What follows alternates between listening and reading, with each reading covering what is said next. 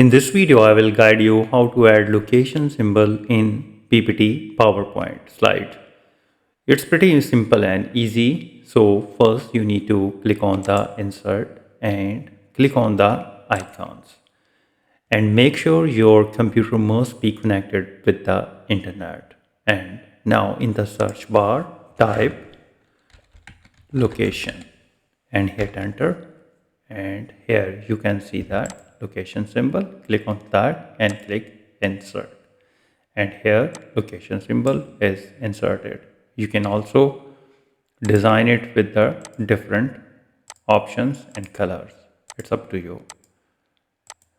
So these are the graphic styles, and click also, and here are the more option you can use in your PowerPoint slide.